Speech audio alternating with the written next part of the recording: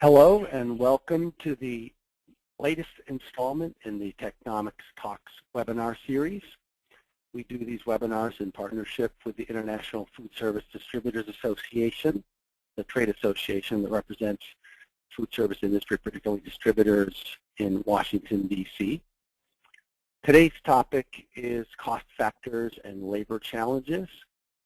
My name is Barry Friends. I'm a senior principal with Technomic. Let's begin. Today we're going to focus on a couple of high-impact topics that have far-reaching implications for the food service industry. And those are labor trends, or rather macro labor trends, and sharply rising logistics costs. Let's start first with labor trends. So what you're looking at here is a graph. It's unlabeled, specifically so that I can explain to you that it's one that represents what's called the labor force participation rate. It's not something you hear a lot about on the news, but it's familiar to economists who spend a lot of time, of course, looking at all sorts of graphs and trends. And it indicates the percentage of the population, or of the able to work or desiring to work population, which I'll get into a little bit further detail in a moment, that's actually in the workforce. And so if you look to the late 1970s, which just happens to be when I entered the workforce, you'll see that there's a steady, rather sharp increase in the percentage of people who are working. Now that reflects the fact that baby boomers, and by the millions, are hitting their prime working years, but it's also reflective of the demographic evolution that occurred that fueled the growth of the food service industry in what we like to call the golden age of food service. You'll notice also that around 2000, the graph begins to decline. That's somewhat reflective of the economy. It's also the post-9/11 era when folks did a little bit of what we call cocooning, and baby boomers began to hit their retirement years. So 2014 was a great year for the U.S. economy when you consider how rough the previous years were. The best job creation year in, since the 1990s decade, almost 3 million new jobs. And that translates into more paychecks that fuels consumption. We've got the bonus of cheap gasoline, which is creating some found money particularly for the middle class. The NRA cites that there's a lot of pent-up demand for dining, so this really sounds good. However, we have an industry that is built on cheap labor, particularly the front lines. There's 12 million people working in food service, and they are the lowest paid group of workers of all business types in this huge $17 trillion U.S. economy. Add to that the food service job growth was double the rate of job growth of all other types. We've really got an industry that has got a lot of demand for workers, but these are folks that are making very low wages. Now, to some extent, you see wage rates increasing simply because of the demand for the people to do the work. And one can certainly make the case from a socialist point of view that minimum wages are likely to increase or should increase to reflect that demand for labor at the low end of the wage scales. By doing so, we would actually move a tremendous burden from our tax base that's substantially supporting families who don't live completely off of their food service wages today. So here is a graph that shows the demand for workers in principally the restaurant business, but also lodging. And this is published by the NRA. And as you can see, there was a lot of demand, 600,000 jobs available back in the 07, 08 range. The recession hits, that goes down to about 200,000. And then there's a steady climb as the economy has mended and repaired itself to the point where we now are back to levels where the demand for workers is substantial, 600,000 plus job openings. That reflects itself, of course, in some wage earning power on the part of the folks who are available to do these jobs. And there's a tremendous amount of sentiment in the public around raising minimum wages. Many states have done this. Federal minimum wage increased slightly last year. I happen to live in a state where the minimum wage is $8 and will be going to $9 in August and $10 the following year. And 85% of consumers favor raising minimum wages. So legislation to that effect is going to have fairly easy sailing, and of course that'll be compensated for to some extent by lobbyists who have interests against raising wages. The demographics of food service are broad. You know, it's the third largest employee group in the economy, following government and healthcare workers. It's population growth of 14 million in the last 7 years, and the demand for food service is substantially driven by that population growth. Population growth hinges substantially on immigration policy, since we have a very low birth rate in the states, nothing like it was back in the 50s and 60s when the fertility rate was much, much higher than today. Not too surprisingly, nearly 1 in 4 food service workers are Hispanic, and either immigrants or children of immigrants. Teenagers play an important role in the food service industry, supplying labor, but they're not the backbone of the business. They're not able to work the number of hours or the times of the hours that adults can who are not in school, and therefore there's a need for a creative wage policy, perhaps a two-tiered system where people who are dependents on their parents would be paid a lower wage than those who are independent or supporting family. Unemployment doesn't tell the whole story about the health of the economy. There's this thing called the civilian non-institutional population. Those are people over 16 years of age who are considered able to work, but they're not in the military, not in prison. We have 3 million of those people, or a mental institution or a nursing home. That's almost 250 million people, nearly 78% of the population, and that number is growing about 1% annually. The percentage of that population that's employed may be a better way of gauging the health of the food service industry. It's certainly an indicator of the economy's vitality. If you compare and contrast states and look at their percentage of CNP employed ratios, you've got North Dakota where the oil fracking boom is running hot, although perhaps a little cooler with $45 oil, with 69% employed. West Virginia, in contrast, 50%. That's a very marked difference, and of course, 48 states fall in between those two, as high as 68% and all the way, down to 50.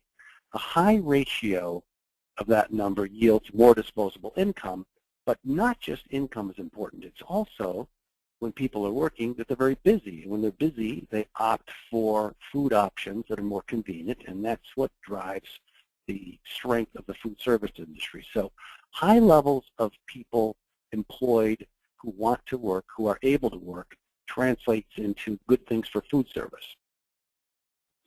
So here's where we're faced with what we call the macro demographic collision. What you see on the top there, the sort of sienna-colored line, is the labor force participation rate, and it peaked around 2000 at over 67%, and it's now down below 63%. That's a 4% decline, but that's 4% of 250 million people. Part of that decline that you see where the recession of 2008-2009 occurred is economically driven, but it's substantially a result of baby boomers now moving into the retirement years. Now, not all baby boomers are retiring. As a matter of fact, you'll see in a minute that many are staying in the workforce for various reasons. Then you see below the yellow line is the employment to population ratio. That's the actual percentage of people that are working. So one is the people who are in the workforce and participating either by choice or are seeking a job. The other is the actual raw number. As those two numbers get closer together, that more or less parallels the unemployment rate, but it also indicates that you have a declining supply of people who are available or willing to work. And that is what's creating this squeeze that we're talking about.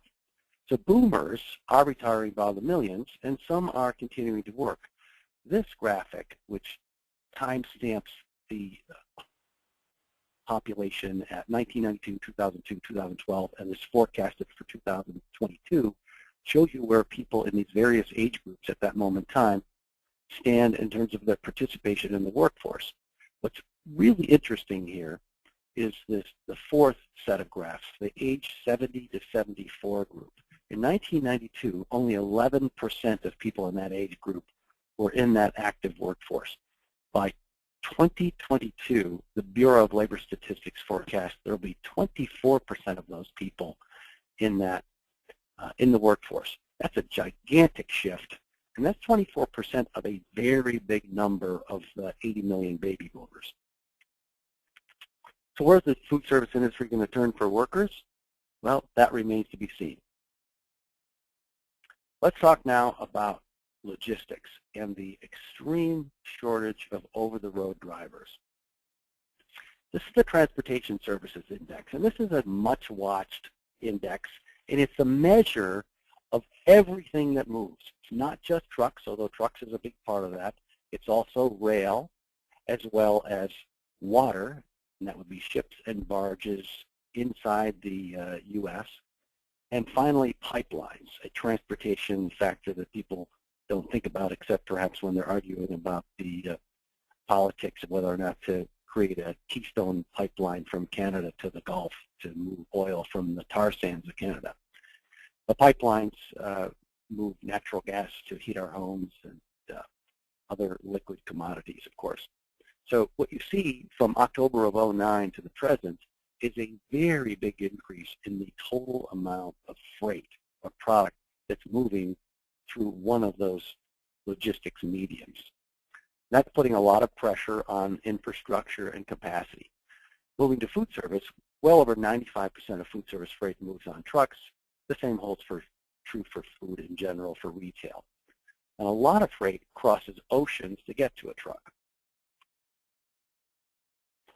Trucking is not getting any cheaper. Our dependence on trucking in the U.S. has no equal in the world.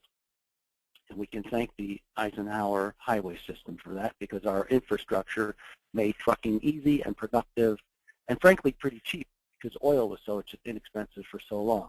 But today, we have a shortage, an extreme shortage of drivers. At any moment today, there may be 35,000 loads ready to go with no driver to get behind the wheel to take them where they're supposed to be. And that is putting tremendous pressure on everything related to that. There's 200,000 advertised openings for drivers. Add to that the fact that they can get a job literally in minutes, and the turnover is pretty high, 80%. That adds cost, and it's a very tough demographic. The average age of an over-the-road truck driver is 56. That's more than 15 years above the median working age in the United States. And this problem is not getting any better.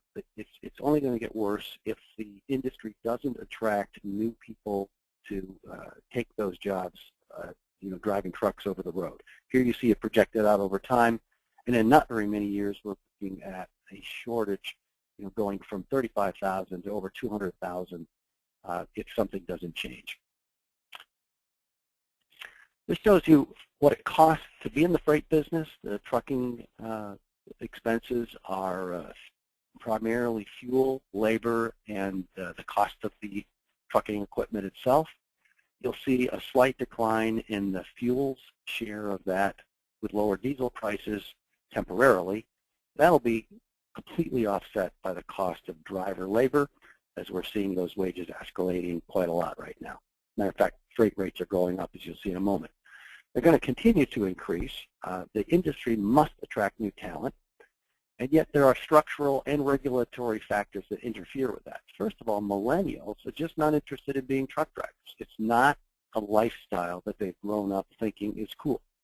I like to say that it's about as attractive as drinking macro brewed beer these days. Another thing is that drivers with commercial driver's license, Class A licenses, need to be 21 years of age to drive interstate.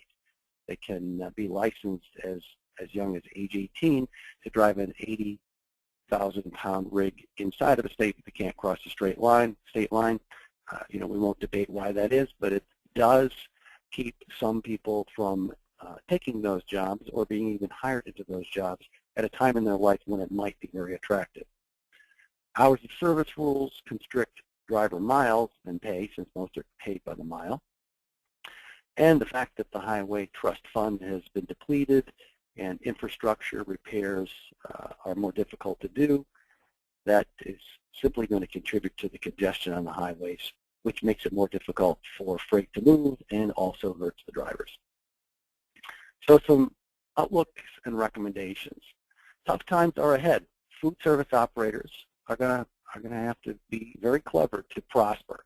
And the weak ones will suffer and some will fail. You'll see new channels and formats, lots of models changing. You know, we've witnessed the fast casual movement in recent years, and we'll see more of that. Consumer demand may be mitigated by price increases. You know, when it costs a lot more to move product around the country, prices go up. When it costs more to pay folks to prepare food and serve it, prices have to go up. And as those prices at restaurants go up, consumers will just naturally make choices between what their various options are. Suppliers to the industry have got to be lean and nimble and innovative. We expect new disruptive distribution models to emerge, particularly e-commerce. And all in all, Darwinian principles will prevail. Adaptability is going to be key. Pressure is going to persist throughout the value stream. You will see operators struggling to absorb these costs, and they're not going to be able to endure the labor and food increases. You'll see automation, things like tablets for ordering at Brinker restaurants, which has actually been very well received. And you'll have changes in format, smaller spaces, less labor. And the menu prices will simply rise to pass along those costs. Strategy for suppliers, we recommend really understanding cost to serve. We continue to see suppliers shipping very small orders. That's really expensive. Benefits of understanding your cost to serve include offering more intelligent and presumably profitable pricing, better profitability understanding and planning, as well as an objective view of your logistics alternatives. Think about offshoring versus nearshoring. In other words, producing products in North America versus Asia or other parts of the world. Imported goods, of course, are trucking intensive. A lot of stuff lands on the coasts of California and makes its way across the country on trucks, which is getting more and more costly. Nearshoring also helps with time to market and reliability and a reduced carbon footprint, all good things. In conclusion, some key takeaways. You've got major factors converging and colliding here, and they're overlaid by a generally healthy U.S. economy, which is driving this increased demand for all of the above. You've got this demographic issue with baby boomers retiring, not enough birth rate or immigration, and you have the psychographic problem of millennials, the next big wave of population, the children of baby boomers, not wanting to do some of the jobs that are needed. We expect that supply and demand for these roles will result in higher wages and should attract people into those positions, but for the moment hasn't really done much of that. We've got extreme shortages of workers in some regions. I live in a state that has 3.7% unemployment and can tell you that restaurants are finding it very, very difficult to hire people, even at the state minimum wage of $8. So consumer demand for food service, as all things are, will be price elastic, and if prices go up faster than the consumer price index, you may see consumer behavioral shifts, which would favor other channels. You're going to see logistics costs, particularly freight, going up greater than 50% over the next 5 years. That's going to be reflected in higher ingredient costs. Food service worker wages up at least 50% from that $9 median, and that'll be supported by minimum wage increases. Well, that's it for today's webinar. The next one is on February 3rd about the future of food service. We thank you for joining us and wish you all a good day.